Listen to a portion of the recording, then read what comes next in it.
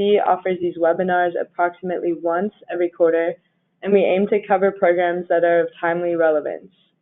Today we will be discussing MassCEC's Catalyst and AmplifyMass programs.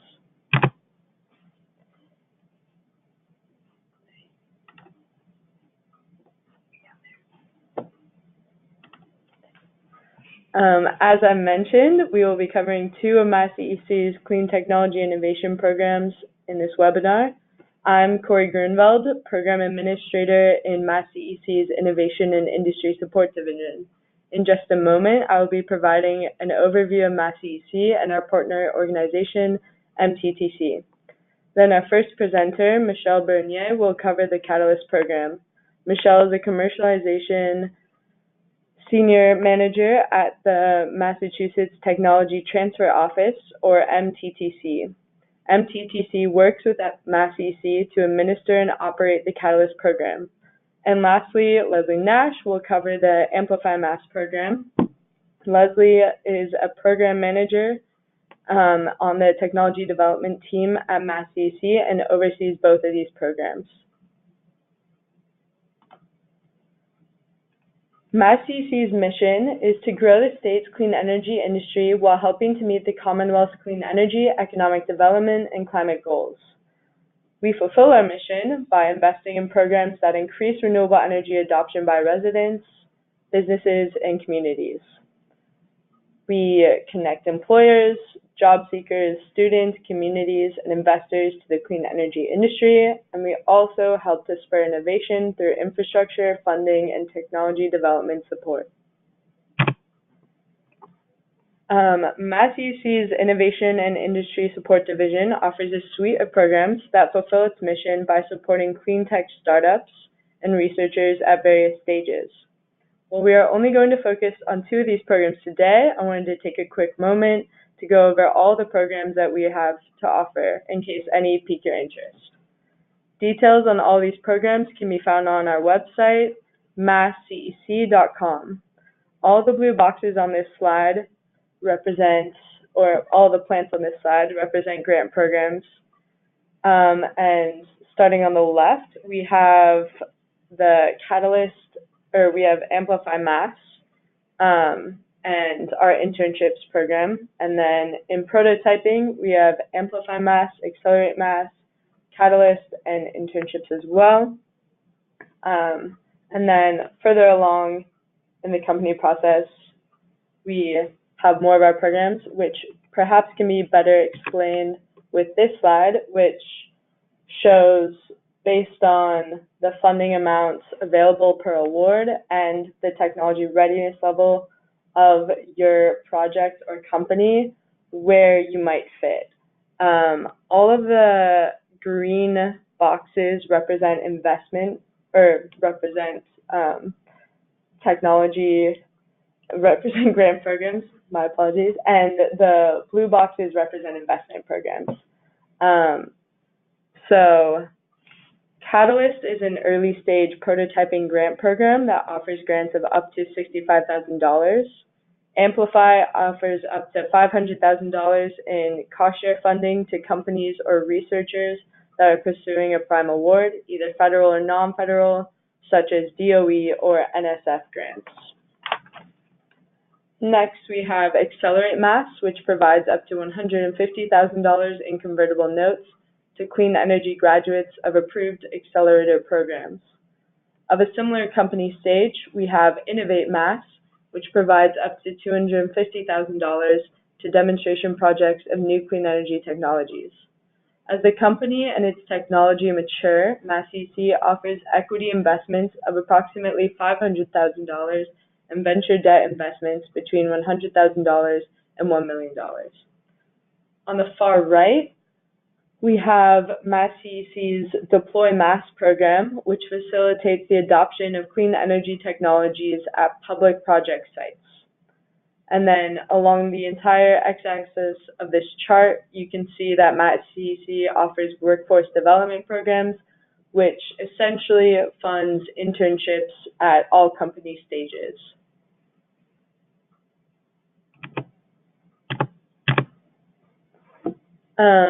As I mentioned earlier, the Massachusetts Technology Transfer Center works with MassCEC to administer and operate the Catalyst program. MassCEC, or the MCTC, assists entrepreneurs within the state of Massachusetts with licensing or creating startups. They do this through providing entrepreneur feedback program, which assists with strategy and prepares entrepreneurs for investment meetings, researcher training, and facilitating grants. They also connect entrepreneurs, technology transfer offices, investors, companies, and industry professionals by providing conferences and industry showcase events. And also, they provide training for technology transfer offices with best practices, handling of IP, etc., research seminars for SBIRs, grant writing, etc. And with that, you will now hear from Michelle Bernier from MTTC as she discusses the Catalyst program. Hi, everyone. From this diagram, you can see that the Catalyst is the smallest award and earliest stage program that we offer. It's right in the sprouting stage, so to speak. So if the Catalyst program seems a little too early for you, then you may want to consider one of the later stage programs. And if in doubt, I suggest contacting Leslie, and she can help you decide what program makes the most sense for you. Next slide. So what is the Catalyst program? We provide grants of $65,000 along with technical support from the Mass Tech Transfer Center to Massachusetts-based early-stage companies and research institutions. Students are also welcome to apply who are working with a principal investigator, who are working on clean energy and water energy nexus innovation projects. We run this program twice a year, spring and fall. So if the timing isn't good for you right now, I would consider waiting until the early fall to apply. And our current round has a due date of March 14th at 4 p.m. for proposals. Next slide. For the application, we ask that you provide the following items: an overview of the technology and why it's important, the clean energy impact, and this is to be included for both clean energy and water energy nexus applications. If you submit a water-related proposal without showing an energy savings, then it will not be selected. And try to be as quantitative as you can in this section.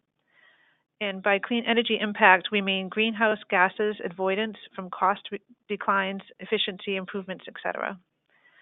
Include the water impact if you have a water-related project. We will need the commercialization potential in your proposed business model, as well as details as what you plan to do with the grant funding. And the project should be very carefully selected, which we'll talk about a little bit more later. Also include a project budget summary and information on team members. And all of these items are included if you follow the template that we provide. Next slide. Okay, what are we looking for? A proposal with a high likelihood of success would have the following attributes. For technical merit, the technology would be promising, new, and disruptive. We're not looking for new ways to use solar panels here. We're looking for novel technologies. The market would be strong and or growing. You know your customer, you know what they want, and you can deliver it. And for those with a smaller market, I would also encourage you to apply if you can easily address the needs of the market. For the project plan, the project selected would be achievable and the results would be meaningful to the next step of your commercialization plan. And you would have a knowledgeable team who knows how to commercialize your technology. The technology also needs to fit our program, and we're looking for technologies with clean energy and water impacts that can be measurable through the reduction of fossil fuel use. The proposal would show a potential for follow-on funding, and by this we mean a likelihood of market entry for the university projects and a likelihood of attracting private investment for the startups. Next slide. What do we mean by prototype? A prototype is a first model of something from which other forms are developed or copied.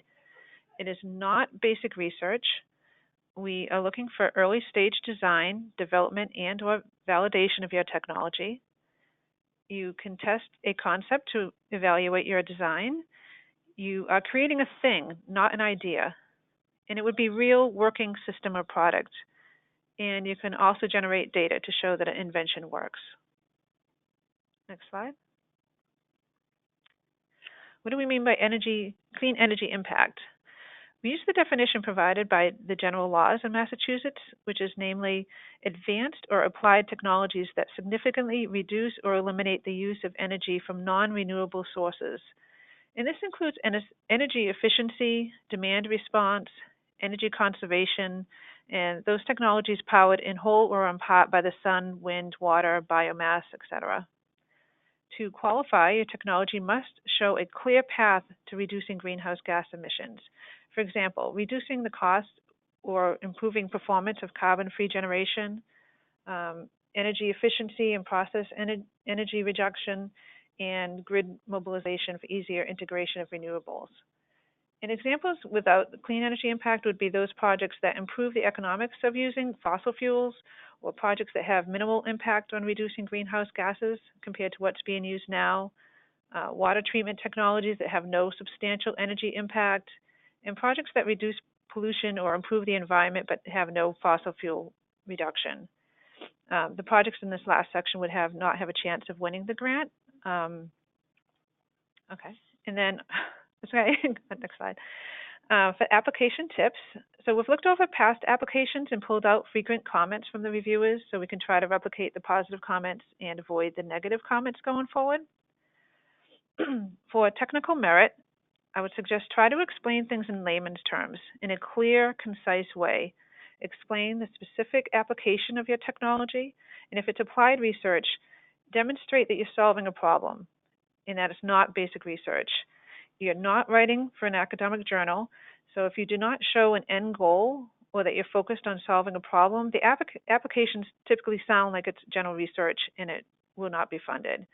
So try not to use any acronyms, and I cannot stress this enough as far as proofreading the final copy. Accept all the edits, save it as a PDF file. Every round we typically receive a couple applications that it appears that no one bothered to read the final copy. Just to keep in mind, the proposal is the only thing that's going to represent you, so make sure that it's a clean professional copy. The other thing I would mention here is to include a picture or a diagram to demonstrate what you're trying to accomplish. That tends to help the reviewers as well. To receive a good score for your commercialization potential, know who your customers are and what they want. Know who your target market is and who your competitors are. And hopefully your technology is protectable, so mention any IP that you may have. Discuss your business model and how you'll commercialize your technology. And if you have any letters of support, include those as well in the appendix. They tend to go a long way into validating what you're doing.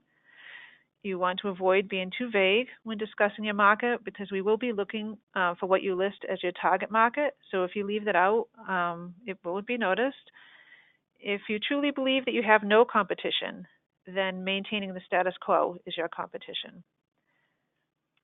A strong project plan is one that is meaningful and will contribute to commercialization. Something should happen once the project is completed, such as finding more funding, a potential partner, or customers.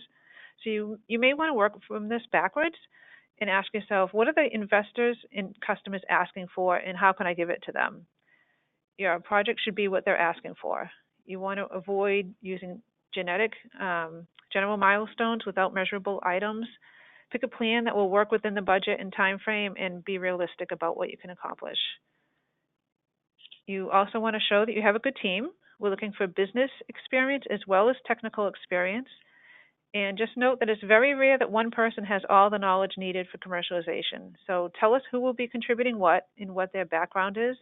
And if you're working alone, including any advisors or mentors that you may have, and tell us the backgrounds and relative experience because we won't know unless you tell us. And if they have connections in your market, I would mention that as well. Next slide.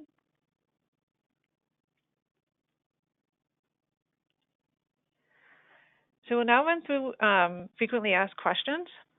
In order to apply, you must either be a principal investigator at a Massachusetts research institution or a Massachusetts-based company with no more than 4 employees and with less than $1 million in funding, grants, or revenue. And if you have a question about having enough of your company in the state, contact us and we can discuss it. The majority of your company must be here. You may also apply if you're a student applicant if you have a principal investigator who's willing to oversee your project. We will give up to 5 Clean Tech Awards and up to 2 Water Challenge Awards, and each award will be up to $65,000. And again, we'll follow the general laws of the Massachusetts for clean energy. And if you have any questions about your specific technology, if it's eligible or not, just contact one of us and we'll discuss it and walk you through it. Next slide. For the Water Challenge, we'll be granting up to 2 awards for technologies that impact the intersection of energy and water. Again, the awards are up to $65,000, and the duration of the projects for both Clean Tech and Water awards should be about 1 year. Next slide. We wanted to show you a success story. Littoral Power Systems applied to the program in 2017 and won a $65,000 grant. They developed a hydrokinetic water conversion device, and they've since won a $3.6 million grant from the Department of Energy. They plan to use this money to improve their turbine design and then to test a fully integrated subscale prototype. And they're located in Fall River, Massachusetts. Next slide. For the timeline and logistics, we'll just go over what our schedule is. If you go to the MassCEC website for the application and template, you'll find everything you need there to apply. And in order to keep the program as fair as possible, we'll be collecting all questions by Monday, March 8th, and then posting all of the answers by March 11th. So you may want to check the website again on March 11th to see what questions other people have asked. The due date for applications is March 14th by 4 p.m. And I would say to please give yourself plenty of time to have somebody review that final copy. From there, the applications will be reviewed by our committee, and then they'll be sent out to the external reviewers. The finalists will be notified by April 12th. We'll then provide coaching sessions during the late April into May. And the finalists will provide a pitch during the week of May 13th. And the winners will be notified in June. And one last note, if you have any questions at all, please reach out to us. We're offering several office hour sessions where you can ask questions in person, or you're welcome to email us. We're very happy to clarify any part of the program, and just keep in mind, the more clear you are with what we want, the stronger your proposal will be. So we're here to help you. I'll now pass this off to Leslie, who will discuss AmplifyMass. Thank you, Michelle. Hello, everyone. As a reminder, my name is Leslie Nash. I'm a program manager at the Mass Clean Energy Center, and I work directly on both the Catalyst and AmplifyMass programs. I will go through some slides talking about the AmplifyMass program. As Corey mentioned earlier, here is that slide that she showed you with all of the MassCEC grant and investment opportunities. Amplify is highlighted in red. As you can see, it does span quite a wide range. It includes early stage technologies, just like Catalyst does, but it also goes all the way through to more commercially ready technologies. The dollar values do range from $5,000 to $500,000, so that's why the vertical box is so tall. So here's the program basics. AmplifyMass is a cost share or adder grant program, so there should be a prime award from, say, NSF or DOE or something along those lines that you're seeking cost share or additional funds for. As I mentioned, the funding ranges from $5,000 to $500,000. This is a rolling program, which is different than the Catalyst program, which we just spoke about. There is no open and close date. It is always accepting applications. Applications should be submitted to us before you contract with your prime funding entity.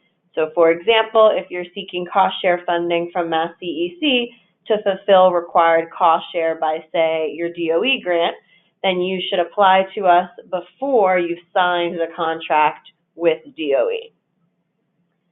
In order to be eligible, companies must be a small business and be based in Massachusetts or be located at a Massachusetts-based university or nonprofit research institution. This slide talks about the application requirements, all of which you can look at in more detail on our website. We need to see a description of the technology, and that includes a technology overview with a project summary.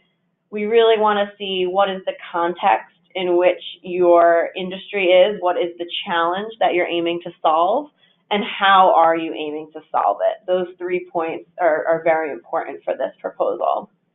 We also like to see the commercialization potential and your business model. Even if you are early stage, we still want to see that the applicants are thinking about getting this out into market and getting it commercially viable. We also request a total addressable carbon analysis, which I will go into more detail on a later slide about, but basically it's just the potential for avoidance of future carbon emissions.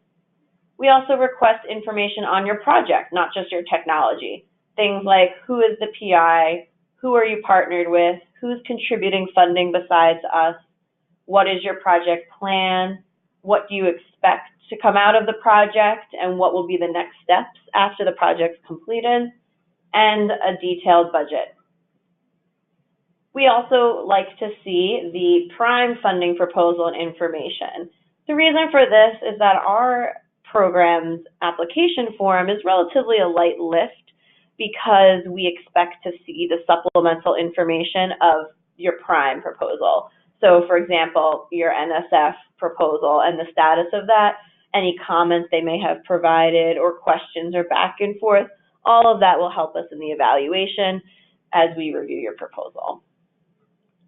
As I promised, I will go into some more detail about the total addressable carbon analysis, or the TAC.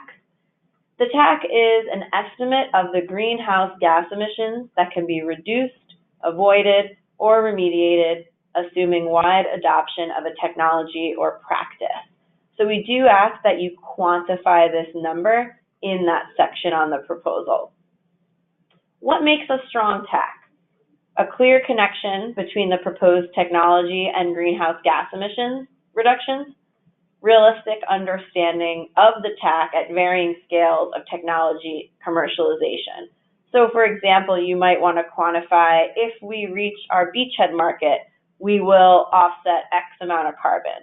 If we reach our secondary market, we will cumulatively offset this amount of carbon, and you're welcome to scale it in that sense. Also, a strong research leverage from credible public data sources.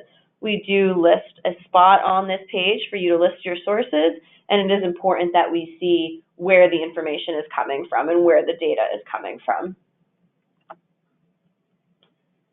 The next few slides will go into detail on our AmplifyMass budget template. So for this program, we have a Word document proposal that folks have to submit and complete.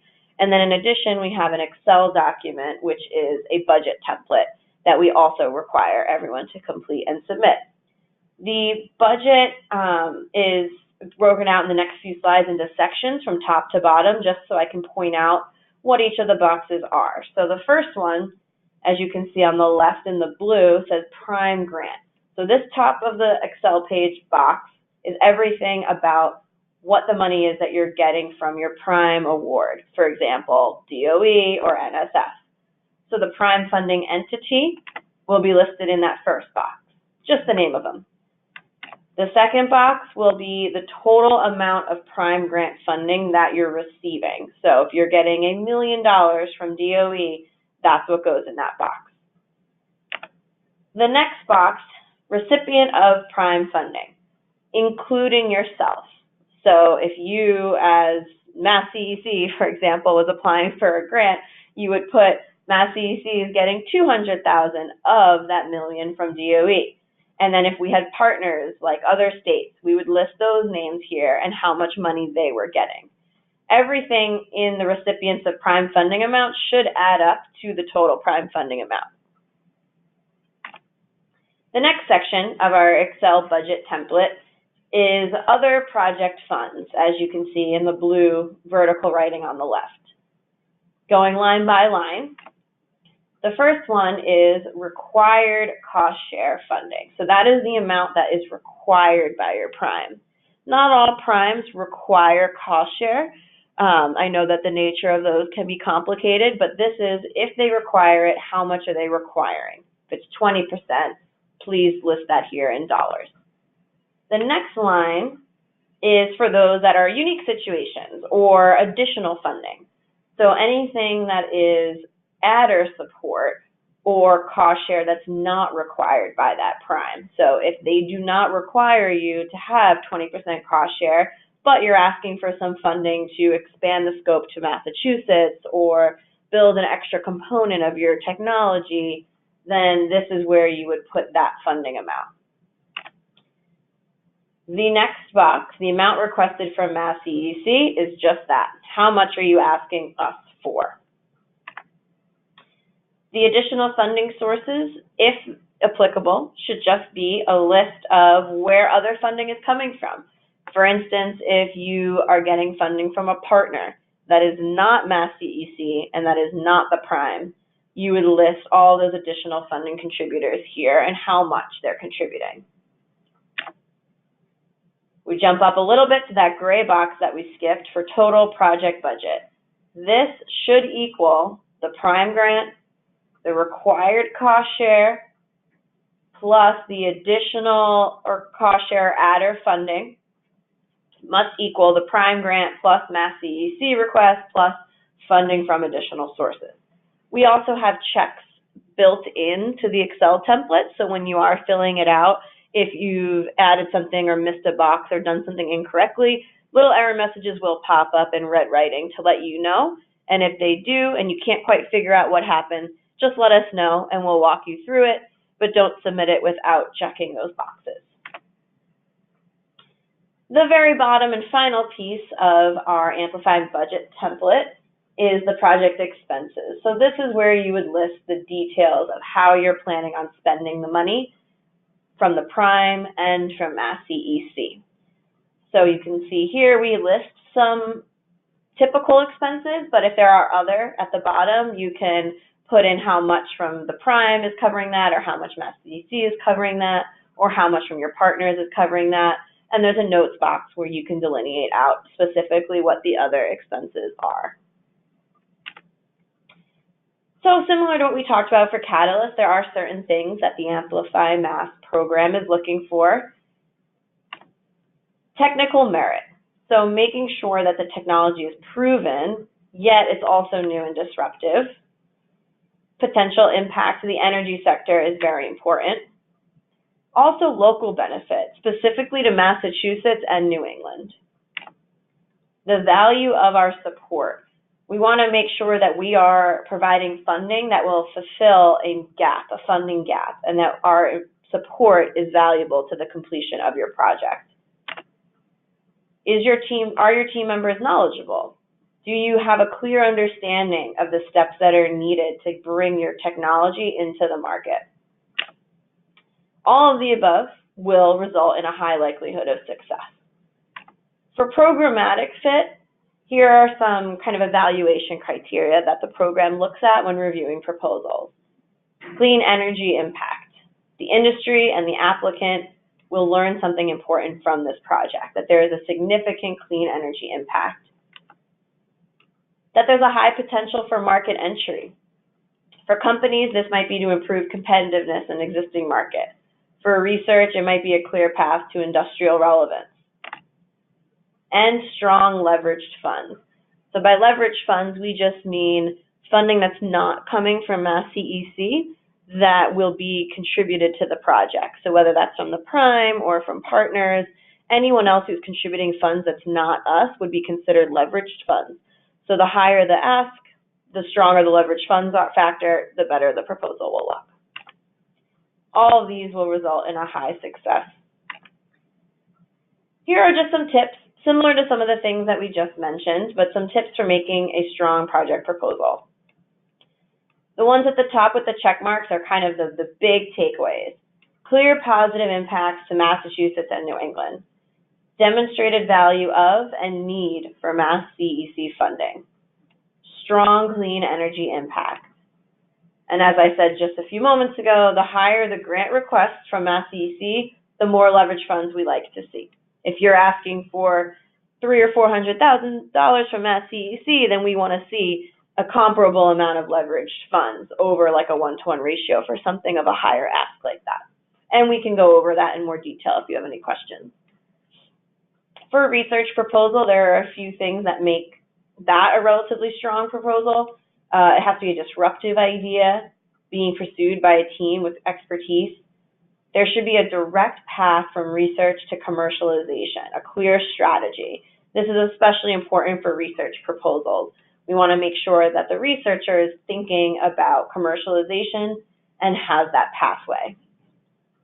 MassCEC funds should be used for things like PhD students, capacity building, things along those lines for research proposals. On the other hand, if it was a company proposal, we like to see a logically developed business plan, including early stage price modeling. And I will say that even some of those, that latter point about early stage price modeling might be important for a research proposal too, especially if there's a product being produced. Second, a clear identification of partners and customers, making sure that that market's there, that the customers are there. And lastly, we typically see MassCEC funds being used for things like new hires or equipment. On the other hand, here are some points that would contribute to an unsuccessful proposal. MassCEC funds are not crucial to project success. Clean energy impact is small or has a poor risk-reward ratio, meaning if you're asking for a large dollar amount but the clean energy impact is small, that might not be looked upon so positively. A weak technical review, especially if you provide us with DOE comments or your prime award comments, or our external reviewers don't review the technology favorably. And again, high grant requests, small leverage funds would equal probably an unsuccessful proposal. For research proposals, basic research with limited industrial relevance wouldn't be a successful proposal, and unclear differentiation or high overhead rates. We appreciate that all research institutions have overhead rates, but MassCEC hopes that we can bring those rates down and really use our funding to drive commercialization and product development. For a company proposal, some of the unsuccessful qualities would be unclear business model, lack of understanding of the market or the competitive landscape, and a weak budget justification. The review process for AmplifyMass is outlined on this slide. I will say that our application timeline from the day that you submit it till the day you hear a decision can be around 3 months. I will say anecdotally it averages from about 2 to 4 months. So just make sure that you're planning accordingly when you submit a proposal to MassCEC. Going through from submission to contracted. Submission, we conduct a threshold review, just basically looking to make sure you submitted everything and your proposal meets our basic eligibility requirements. We then send the proposals for third-party technical reviews to make sure that the project has merit. Second, we bring proposals to our selection committee, where we evaluate and discuss the following points. Why do you need MassCEC funding? What is the incremental value we offer and that you offer us? How much are you asking for? Is there high leverage dollars for a high grant request? And each month, this selection committee will review about 3 or 4 proposals. Next, we will notify the applicants if they are awarded or rejected based on this discussion.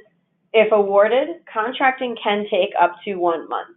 We do provide award letters, which are often helpful for those who have a prime award and need to show that they've received cost share, but the contracting itself can take upwards of a month. Our award is contingent on receiving the prime. If you don't receive the prime, our contract does not proceed. And lastly, our contract process, like I said, can usually be about a month, and our contract tends to coincide with the prime award dates and deliverables, but we also add a few of our own specific reporting and deliverable requirements. Very small things, mostly just metrics and some small other reporting. So FAQs, similar to some of the items Michelle talked about earlier. What defines a Massachusetts-based company? So these items that you see up here, you must have a majority of them here in Massachusetts. We can always discuss specifics if you have questions or offices at multiple locations and want to determine if your Massachusetts presence is strong enough. As I mentioned, the award amount is $500,000 to $500,000, and the review process can take 3 to 6 months. Those who are eligible include small businesses in Massachusetts or Massachusetts-based nonprofits or universities. This program does not include students, but does include principal investigators. The biggest question we get in this program is, when do I apply to Amplify? At what point in my prime award process do I apply to Amplify? We suggest to apply to us at the exact same time that you apply to your award, your prime award, or soon after. And in order to be eligible, you must apply to us before you contract with that prime funding authority. And again, we refer to the general laws for what qualifies as clean energy. Lastly, we did want to touch on a success story. This is New Grid Inc., located in Somerville. They built a smart grid. So you can see up here a summary, but they received about $26,000 through our Amplify program in 2015 to develop a grid optimization technology with the potential to reduce the cost of grid congestion. And Dr. Ruiz and his team spun out their technology to form the company New Grid out of their research institution at Boston University. They secured $290,000 in angel and founder investment funding, and they also received a $40,000 grant from MassCEC. I will now pass the control back to Michelle to talk about the MTTC platform meeting. Thanks, Leslie. The MTTC offers a program called the Platform Meeting, and this program is for anyone who may need help with developing or delivering an investor's presentation, or if they need help with their strategy plan. So this program is good for anyone. If you get stuck or if you're at a crossroads and you need advice, we provide a template for an investor's pitch deck, and then a coaching session where you would provide a dry run of your presentation, and then we would provide feedback. And then this is followed by a meeting where we arrange for a panel of local industry professionals to hear your pitch, and then they provide you feedback and strategy. If you're interested, please contact me at mbernier@umassp.edu, and we'll arrange both meetings entirely so you can focus just on the presentation aspect. And I've found this to be a very positive experience for those who have participated. Next slide. And then is Corey taking this, or Leslie, are you taking this slide? I will. So I just wanted to quickly highlight some of the other relevant funding opportunities outside of MassCEC for those who might be interested. Many of these have approaching deadlines, so please take note if you're interested. Also, just to note, this slide does have links embedded, and we will be sharing this presentation after the webinar concludes if you want to check any of these out further. I'll leave this here for a bit just for you to peruse. And as a highlight, MassCEC's Innovate Mass program is listed at the bottom and is set to open for applications in early April.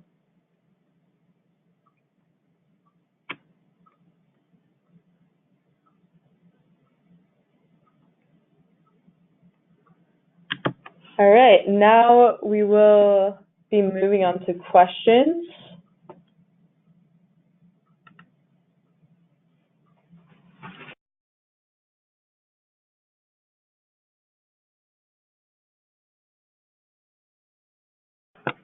So one of our questions is, can organizations outside of Massachusetts apply with their technology items?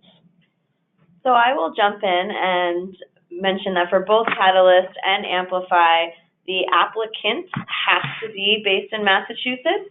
You're welcome to have partners in other states, and that is fine, but we do require that the person who is applying for funding that MassCEC will be contracting with is based in Massachusetts, whether that's at a research institution or at a small business or company.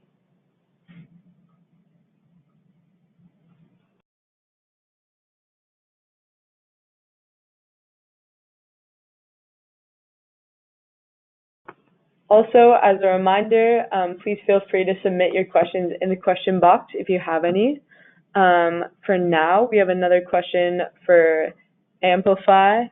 If the prime agencies, such as the Department of Energy, ARPA-E, etc., discourage me from submitting a full application, am I still eligible to apply for AmplifyMass? Yes, you would be eligible as long as your concept paper was not deemed non-compliant. You are welcome to still apply to the AmplifyMass program. And another Amplify question, does DOE accept conditional cost-sharing proposals if the concurrent proposal is submitted to Amplify? So that would probably, I think, be a question for DOE. In our experience, folks can usually do that. We have had people who have come to us at the same time that they've gone to DOE with the condition that if they get funding from us, then we'll fulfill that cost share. So I don't think that's a restriction from DOE's standpoint in our experience, but it's still worth double checking with your prime to make sure.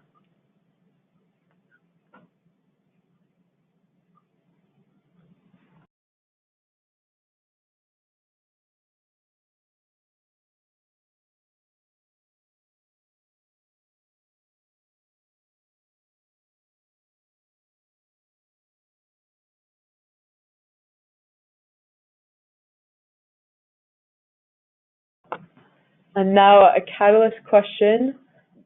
You had mentioned the importance of knowing your customers and what they want. Would you be able to help to provide connections with potential customers to receive their feedback before writing the grant? Michelle, I'll let you weigh in. Go ahead. I would say make your request to us, and we'll do the best that we can to help you out. That's what we're here for, is to help make connections within the state.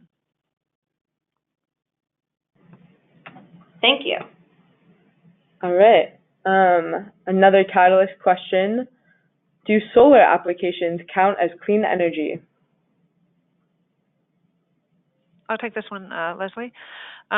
It does count, but again, go back to the slide where we were talking about we want novel technologies. So we're not looking for new applications of solar, but if you have a new technology within solar, then that's what we'd be interested in. All right. If I'm studying at an out-of-state institution, but I'm a Massachusetts resident, am I eligible to apply? Or if I'm studying at an out-of-state institution, but my startup has founders that are Massachusetts residents, can we apply? I'll take this one. If it's Catalyst, and I'm assuming it's the same for the other programs, that even though you're a Massachusetts resident, the entity of who the contract is going to be with, if you did win the grant, has to be a Massachusetts entity.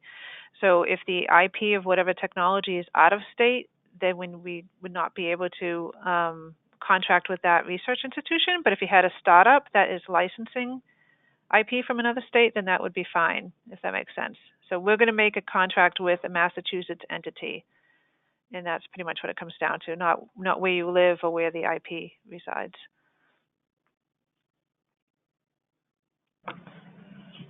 Another question for Amplify, is the AmplifyMass program available to proposals by small businesses, but not limited to small businesses by the DOE? So we, on our website, list a definition of what is considered a small business, and that was what the definition that we would go by.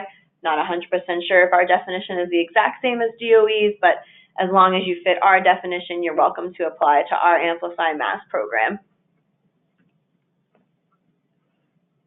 Thank you. For Catalyst and Amplify, what level of confidential information should I share with MassCEC?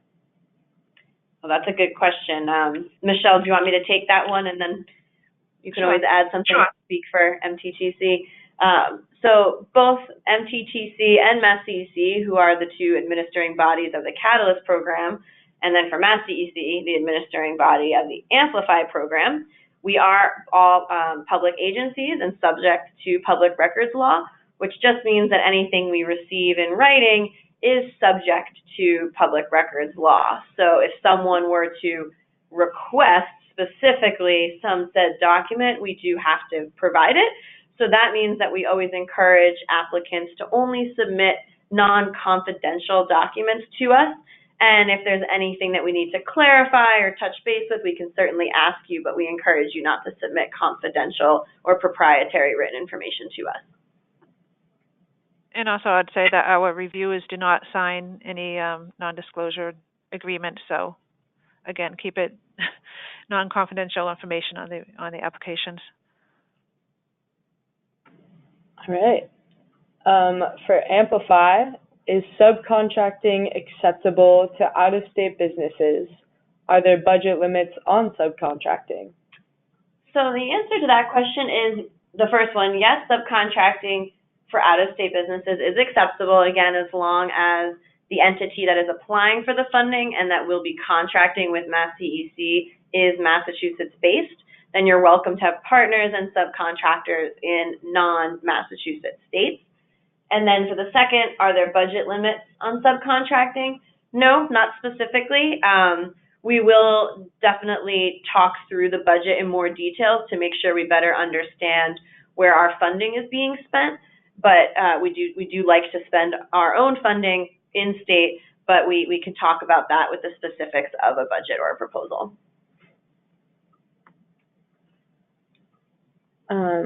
Is it possible for someone at MassCEC to review my application prior to the due date?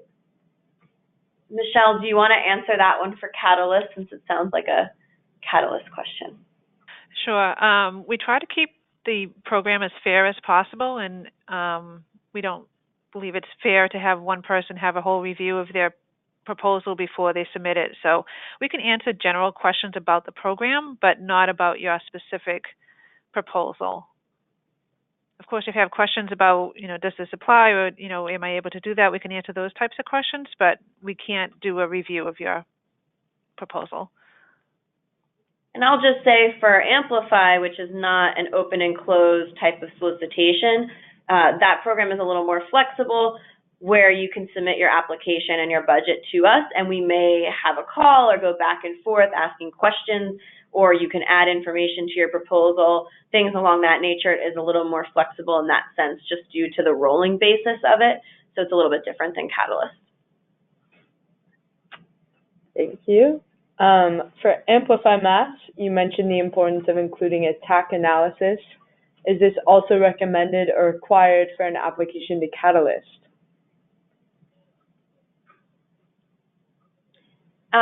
Michelle, I'll let you add on, but I'll just say quickly that we don't require a full TAC analysis for the Catalyst proposal, but we do ask you to quantify your clean energy impact as best as you can just in the proposal, but it is not designated as TAC analysis. I agree. Okay.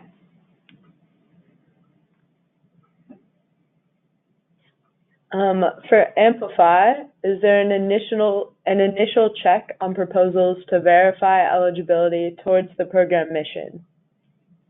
So yes, Amplify does go through a multi-step process. The first step is what we call a threshold review, where we just make sure that all of those basic requirements that are outlined, like, is it a clean energy proposal? Is the entity in Massachusetts?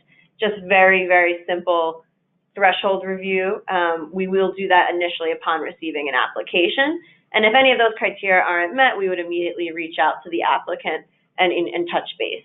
And then after that, it undergoes a much deeper secondary technical review where we get into the details of the proposal.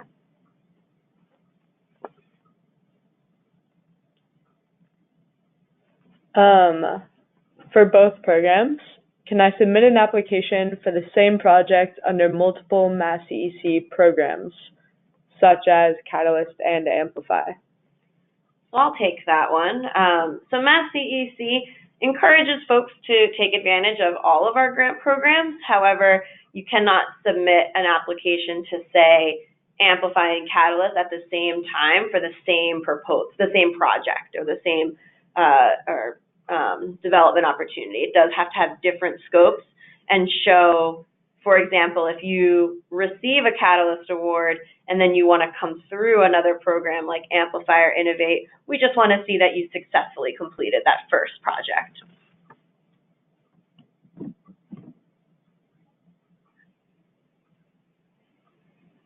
As a final question,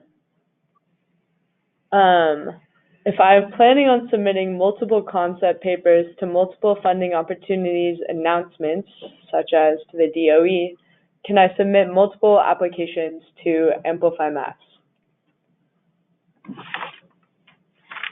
So the short answer is yes, you are welcome to submit the same project if you're looking at multiple DOE grant funding opportunities. We will, however, discuss this with you in depth, since it is relatively rare for us to fund a company for simultaneous projects at once, just for different reasons, bandwidth constraints, funding availability, things of that nature. So we will discuss this with you, prioritize, and kind of work out which project and when they're occurring. All right. Thank you very much for attending, everyone. A reminder that Catalyst program information and materials can be found at masscec.com/catalyst, and that please email any questions you have to companycatalyst@masscec.com. AmplifyMass program information and materials can be found at masscec.com/amplifymass, and please, again, feel free to email any questions you have to amplifymass@masscec.com. And just a final reminder that we will be sharing this presentation, and feel free to go back through and peruse further any of the links embedded. Thank you.